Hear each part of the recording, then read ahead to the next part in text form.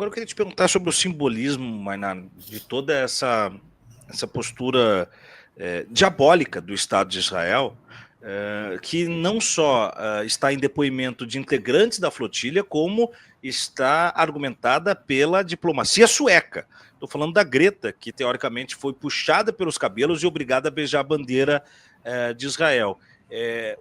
O que isso entrega como simbolismo do que está tentando se desnudar com relação a Israel, para que o mundo ocidental, de fato, esse sim, né, veja a máscara cair. Há pouco eu falava, né, o pessoal comentava sobre o Nicolas Ferreira agredindo pobres e tal, dizia assim, tem que derrubar a máscara dele. Eu digo, mas é que não tem máscara para derrubar. O cara é a sua melhor expressão dessa forma. Israel tem uma máscara muito bem construída por uma assessoria de imprensa, que são os grandes veículos de comunicação, pelo grande investimento trilionário do mundo ocidental, aí conseguiu sempre passar um papel vitimista. Agora, quando você puxa uma garota pelos cabelos e faz ela beijar a sua bandeira, e eu não estou nem falando do cotidiano, né, de morticínio, que já teria que ser o suficiente, né?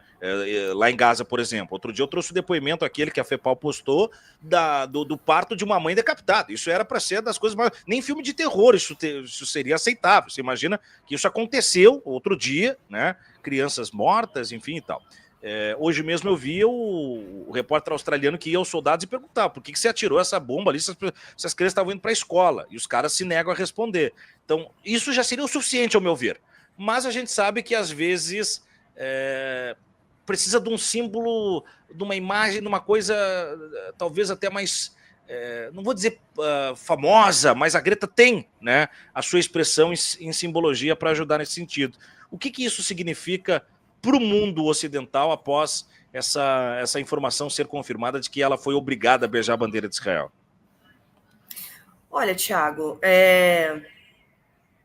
acho que desde o início de Israel, nós vemos cenas muito bizarras contra o povo palestino. Há muitos anos, muitos anos. Eu lembro que no início desse processo de genocídio que nós estamos vendo e vivenciando, teve a notícia dos 40 bebês decapitados. Isso gerou uma grande comoção na mídia ocidental. Depois descobriu-se que aquilo era uma fake news, que aquilo realmente não existiu. Mas 2 meses depois, em novembro, nós tivemos, de fato, 39 bebês que estavam morrendo de oxigênio, que vieram a falecer. 39 bebês palestinos. E não gerou tanta comoção. Então, antes da gente fazer essa análise, eu queria só fazer a pontuação de que, veja bem, foi necessário que uma mulher jovem, ativista, branca, europeia, fosse a Israel, fosse a Palestina, capturada por Israel para ser torturada, e assim o mundo compreendesse a atrocidade que nós vivemos há quase 80 anos. Então, é muito interessante observar os valores de humanidade que são colocados sobre cada um de nós. Perfeito. Perfeito. E de fato, né? De fato. Diga lá, por favor. Mas passando por essa análise, passando por essa pontuação, eu acredito que a flotilha traz grandes ganhos internacionais para a causa palestina. Porque, de fato, nós temos países que vão em confronto com Israel e com essa posição que é colocada. Então, por exemplo, a Suécia, nesse momento, um cidadão sueco foi torturado dentro de uma prisão israelense, capturado em águas internacionais. Esses países estão sendo colocados contra a parede. Não tem mais como não falar nada sobre isso, porque até um certo momento a morte de quase 60 mil palestinos é problema deles, é problema dos palestinos, mas a partir do momento que é com um cidadão nosso, já é um problema nosso. Claro. Então, os países são forçados a terem essas posições, são forçados a se colocarem diante de Israel e fazer uma cobrança pública sobre isso. Então, de fato, é um grande peso né, que nós temos, é a máscara caindo, como você falou, é essa construção narrativa durante tantos anos construída sobre tantos mitos e mentiras e que foi tão bem consolidada, tão bem trabalhada nesses últimos anos, sendo desnudada em frente às câmeras, porque de fato nós estamos vivendo e nós estamos vendo e vivenciando o primeiro genocídio televisionado da história. Então, o peso que isso tem, né? E eu acho que isso é refletido também dentro de um cenário da ONU, agora na Assembleia, em que nós temos o Netanyahu subindo na tribuna para falar e as delegações se retirando. Eu cheguei a ver até um comentarista, se não me engano, da Globo, falando que os diplomatas brasileiros não estavam ali para defender a própria posição. De fato, não estavam, querido, essa é a posição do Brasil. Essa é a posição que o Brasil tem se colocado. O discurso que o Itamaraty escreve na Assembleia Geral das Nações Unidas, digo, não só na abertura da conferência sobre a questão palestina que aconteceu no dia anterior, que foi um discurso muito firme, mas também no discurso de abertura da Assembleia Geral. A Palestina é citada e ainda mais é colocada como o mito da superioridade moral ocidental falece hoje em Gaza. É sobre essa posição que nós estamos falando do Brasil. Os diplomatas não estavam ali se retirando para falar, para defender sua própria posição. Não se trata sobre isso. Não se trata disso. A primeira-dama foi vestida com bordados palestinos. A primeira-dama apareceu ontem nas redes sociais vestindo um kofia. Essa é a posição do Brasil. E essa é a posição que tem que ser externada nas ruas também. Aí é que está, Mainara.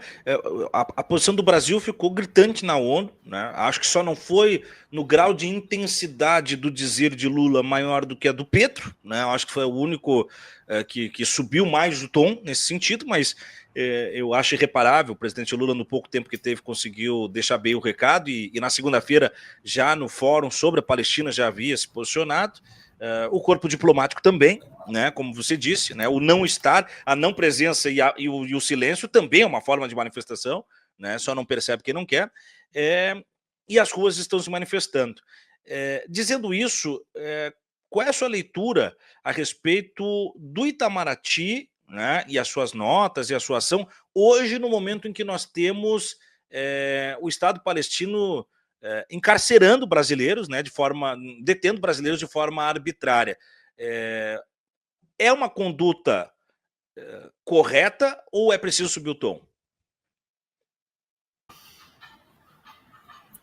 Tiago, essa é uma pergunta que a resposta demanda o pragmatismo próprio da diplomacia. É claro que nós queremos que o tom seja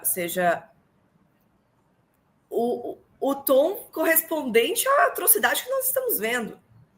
Uhum. Nós queremos o rompimento de relações, nós queremos a proibição, nós queremos as cláusulas, por exemplo, que foram aplicadas aos haitianos para a reunião familiar no ano de 2012, 2014, coisas que já estão sendo trabalhadas, né, pelo Ministério das Relações Exteriores.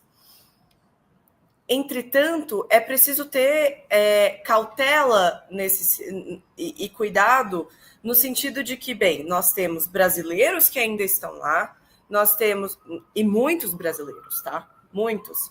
Nós temos uma deputada presa neste momento, nós temos pessoas que foram presas, né, na verdade, sequestradas em águas internacionais e que precisam retornar ao país. Um rompimento de relações ou subir muito o tom nesse momento é, basicamente, dizer não vamos conseguir trazer essas pessoas, então vamos subir o tom ao máximo.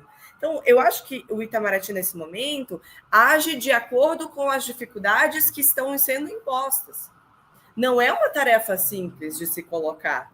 Se nós subirmos muito o tom neste momento, as bases de negociação e de diálogo são extintas. Uhum. Então, eu entendo e também quero que o tom seja colocado ao máximo, mas é também preciso compreender as complexidades que se tem nessa negociação nesse momento, que não é uma negociação fácil.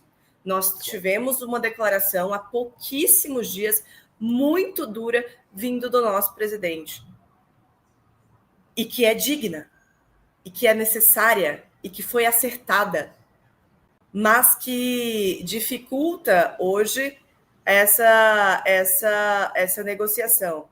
De fato, eu acredito que não há o que fazer. Acho que o Brasil tem feito a posição correta, tem falado o que tem que ser falado, tem dito o que tem que ser dito. Mas essas dificuldades também têm que ser colocadas na balança nesse momento.